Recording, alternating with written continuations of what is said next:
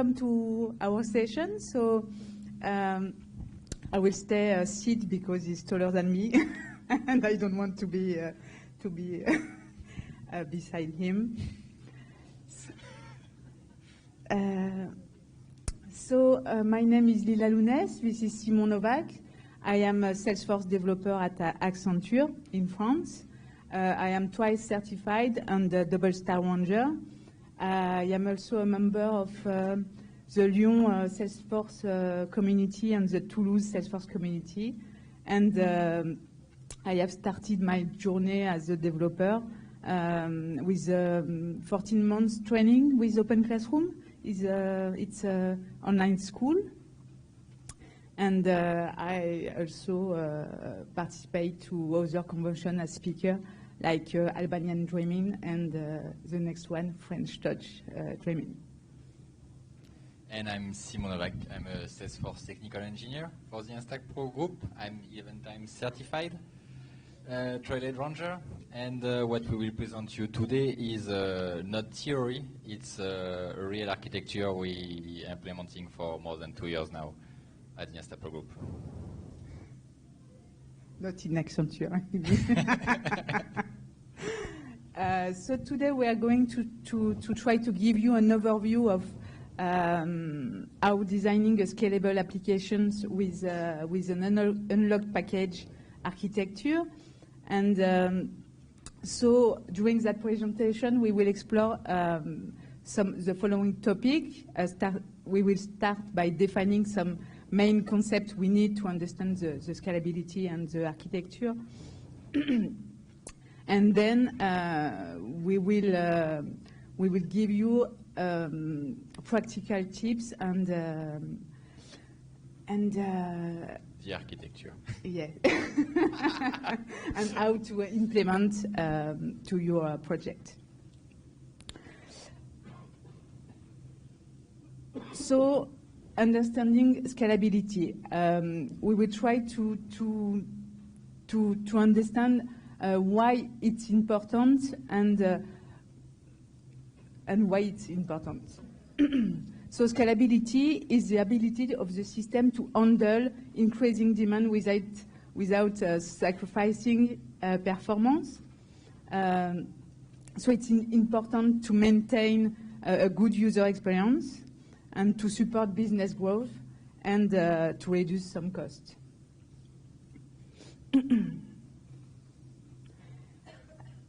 So scaling, it isn't just about going bigger, it's about making things more efficient and more effective. So have you ever asked yourself this kind of questions? Like, how do you work when there is several teams delivering features in the same org? Or how do you locate a feature in the custom code? Or how do you welcome a newcomer in the team, and how make this person not overwhelmed by all your metadata and things like that? So that's answer all that kind of question to have a modular architecture.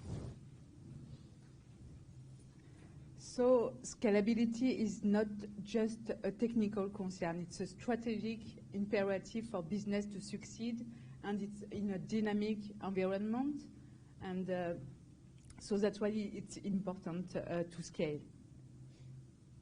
So now we know why it's important to scale. Let's move on by exploring fundamental concepts to build a scalable and efficient architecture.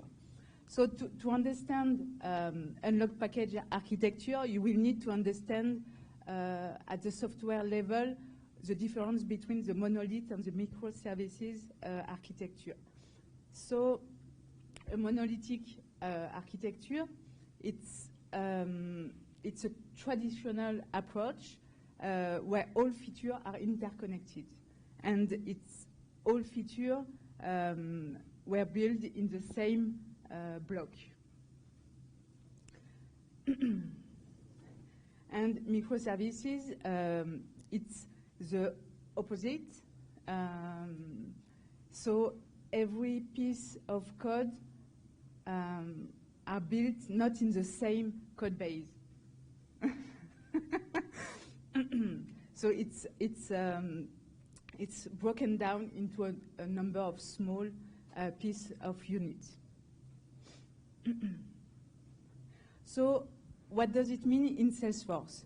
So in Salesforce, we have monolithic approach. This is the approach we have in my project, for example. I work with 25 or 30 developers on the same project and the same sandbox. So we share the same code base, the same metadata. And by difference, we have the packaging approach, and we will introduce it just after. So, for example, sometimes we have to deploy maybe 8,000 components at the same time to merge in our Git repository. So this is called the happy soup. This is this is the term we used in Salesforce, within the Salesforce ecosystem, to define this kind of approach. It's usually more an happy soup. Yes. So a lot of developers call it unhappy, yes.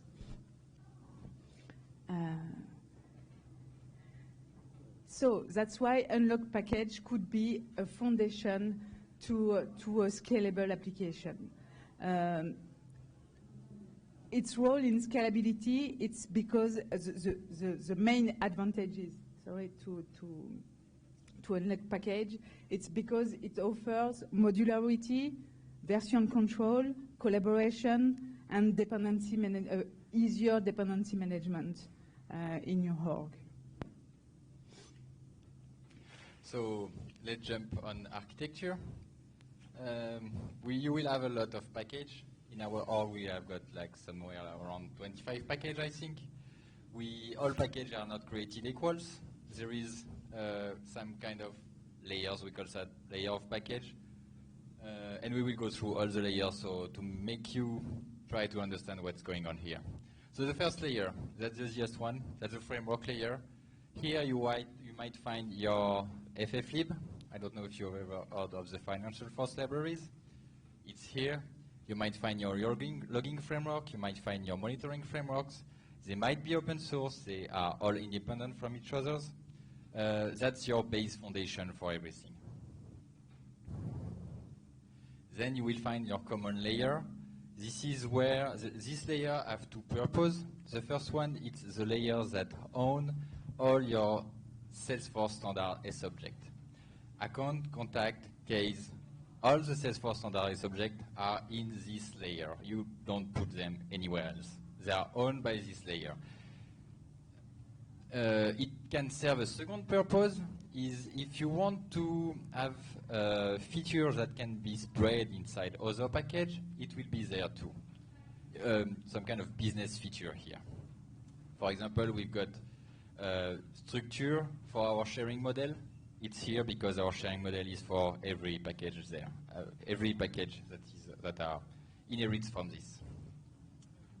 The next layer, it's the business layer package. As you can maybe understand, that's where your business features are. This package don't know each other.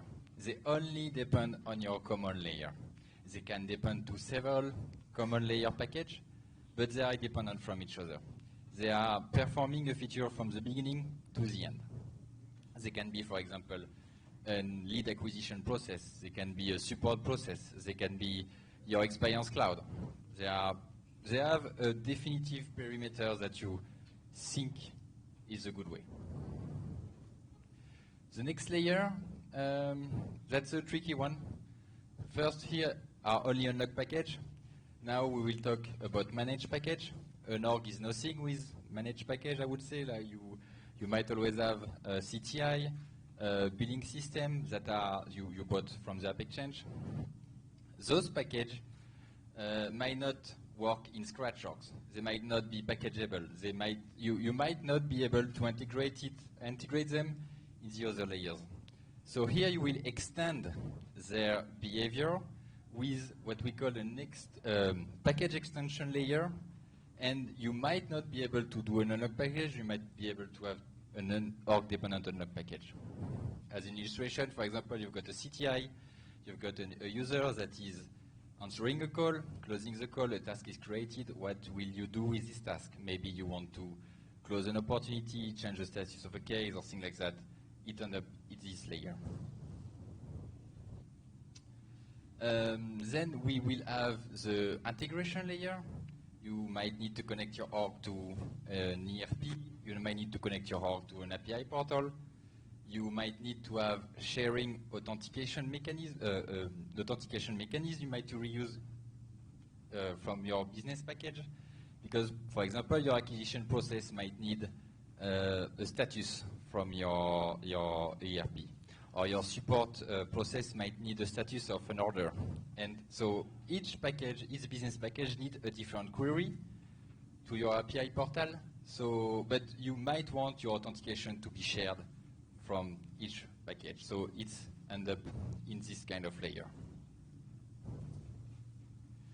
And then the last one is kind of the graphical layer, I can say. That's the layer that will compose everything from your package to make something for your user. This is where you will find the permission set group, you will find apps, you will find layouts, you might find lightning record page. They are just assembling everything that they are under to display that to the user. Now the backbone of the layers. The first step to the first thing you need to have is go on. It's a continuous integration. You won't be able to do any of that without a continuous integration. You have to build that for sure. This continuous integration will be based on, you will have a multiple Git project there. One package is one Git project. Each package is a Git. You want to avoid any manual task in this architecture, so the CI here need to help you. The CI might help you to create scratch orgs too, but for sure it will handle the dependencies, the restricted pick list problem update and things like that. So the CI here need to be ready and need to help you as you start. Some nice to have you can have is scratch org pool, maybe code coverage in merge request. You might want to do automatic code review during merge request. It is at this moment that you have discussion with your team or with other team around some feature. For example, here, if you've got an account, a common layer package that might be common between teams, your Git repository inside the merge request is a space where you discuss how you modify the standard feature for the others and where you agree or not about something you want to do. Second thing, Apex code. This will be supported with several repository, open source repository. So the fflib, Apex mock that allow you to mock unit test. The Apex common that implement design pattern like the selector, unit of work, domains. The force DI, implementing dependency injection. And the last one that is taking the fflib to the whole new level of modular deployment, that is the AT4DX package. Those open source package implement various development techniques that are well known in software engineering, like sequence of concern, dry principles, solid dependency injection, and so on. So that's really good practice to learn. Then, this architecture is not just for developer, it's for admins too. In our org, we do 80% of our business features with Flow, so we need to provide them a way to work. What we think is the best way today is fixing a definitive flow order execution for record-triggered flow, depending on the layer where you are. Then you will have to implement your flow in a way that they only execute when they need. You have to be really, really strict for the entry criteria of each flow. You have to think that limit on Salesforce are everything, they are everywhere. So each time you can run asynchronously, you run asynchronously. If a user waits an information on his screen, it's synchronous. If there is no user behind, you run async, and the feature will be done at some point. We don't see really well here, but for each package can create a flow in different behavior, like a before flow for account, an after flow, an after record flow for account, and each package can extend the account object within the context he is, and that's okay. That's a lot of flow, but that's okay. We are thinking now that maybe we can do better, but it's working for 2 years now, and it allows you to maybe know where a feature should have to be found in this architecture. Next slide. So, now, how do you start from here? I would say you keep your legacy. Your legacy Git project will be here forever. There is some Salesforce standard features that will never be supported by unlock package, like omnichannel, assignment rules, chat, things like that. You may want to organize your legacy folder, your legacy Git with folders to maybe think about package, but more on a business way. You have to stop using profile. They are not compatible. Your CI/CD is your best friend. If you struggle to deliver things in prod, you are doing something wrong. With this architecture, we are doing an average in the last 6 months around 3.5 deployment in production per day. We are not a big team. We are 7. So that's kind of a way that if we don't have a CI/CD here, we can't do that. That's impossible for human. And you have to take into account that some bugs in packaging are present, and the CI/CD have to help you there. Go on. Then, after that, where do you start? You start with your framework layer. They are the simplest package you will do. They will do a great proof of concept for your CI, so you start here.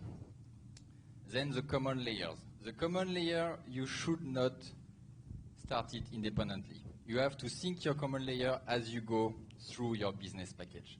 You don't implement all the Salesforce objects there, the Salesforce standards object, like from scratch, and then syncing the business. You are syncing the business and the common layer package at the same time. The business package is vertically oriented. You will find there fields, flows, Lightning Web Component, everything that make a feature work. We find it easier to have one read-only package, one read-only permission set there that give access to everything. That's how we work, but it might be challengeable. And then do a permission set per feature. So we cover the read-only, and then we go enhance with a few permission sets there. Go on.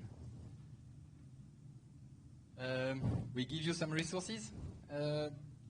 I didn't invent anything. There are plenty of examples of implementation available on the internet. There is video from Dreamforce and things like that. You have the resources here.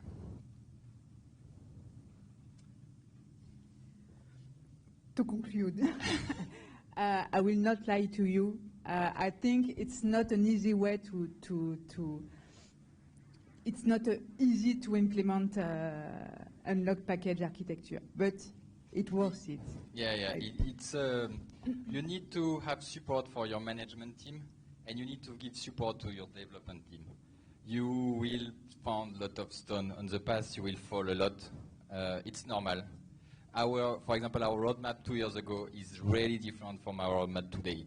We gain knowledge in failing. And that's typically the space where you fail a lot, just because of technical issue in Salesforce. So you have to be aware that it's hard, it's worth it. Every advantages we show you are really worth it. but it's a long journey. Yeah, I think we say everything. Do you have any questions?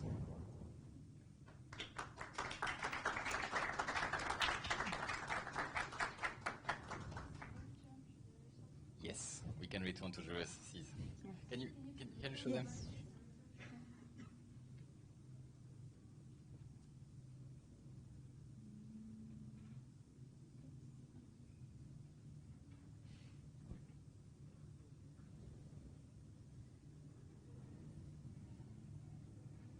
No questions?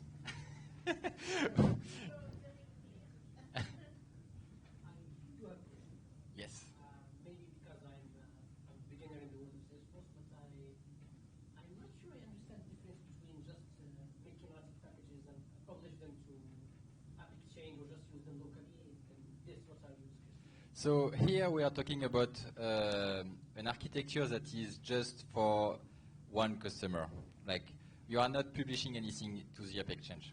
You are just doing something for your current customer or your employer and trying to deliver a modular architecture of package. Okay, so basically just you're making modules in the form of package. Yes. You are trying to slice your org, so it's not too much. You have a package, you have a scratch org, you have a very simple way to work, and you don't have like the unhappy soup anymore for you. Unlike Sponsor.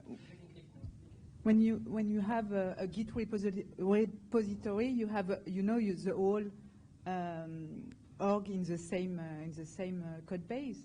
So I think when you have module, you have a small piece of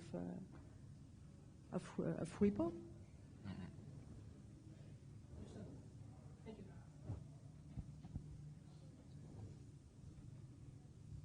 Anybody else? Okay. Thank you, everyone. Thank you.